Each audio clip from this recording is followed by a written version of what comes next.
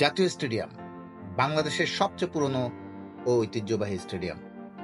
গত 4 বছরে প্রায় 160 কোটি টাকা ব্যয়ে স্টেডিয়ামটি সংস্কার করা হয়েছে। স্টেডিয়ামের ভেতরটা এখন দেখতে খুব সুন্দর হলেও বাইরের পরিবেশটা দেখুন, যে পরিবেশকে আজ যাই হোক খেলাবান্ধব বলা যায় না। কি নেই স্টেডিয়ামের বাইরে দেখুন, ইলেকট্রনিক্সের দোকান,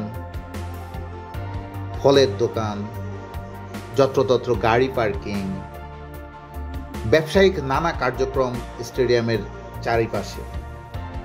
পৃথিবীর এরকম আর কটি স্টেডিয়াম পাওয়া যাবে যেখানকার পরিবেশটা ঠিক এরকম। স্টেডিয়ামের বাইরের এই পরিবেশটি কর্তৃপক্ষ অবশ্যই জানেন।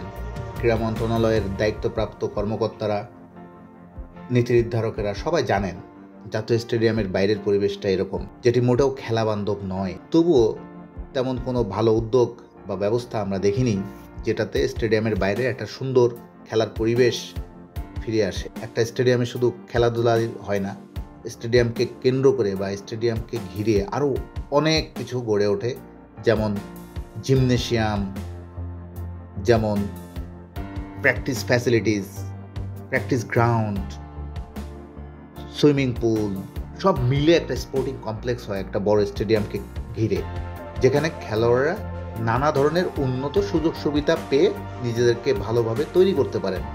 কিন্তু বাংলাদেশের জাতীয় স্টেডিয়ামের বাইরের পরিবেশটা কি দেখুন।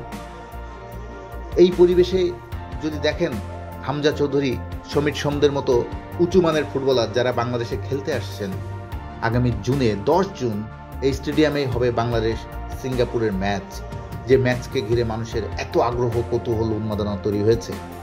সেই ম্যাচের আগে যদি বাংলাদেশের উঁচু মানের ফুটবলার যারা আসছেন তারা দেখেন এরকম বাইরের পরিবেশটা, তারা নিশ্চয়ই অবাক হবেন যে একটা জাতীয় স্টেডিয়ামের পরিবেশ এরকম হতে পারে।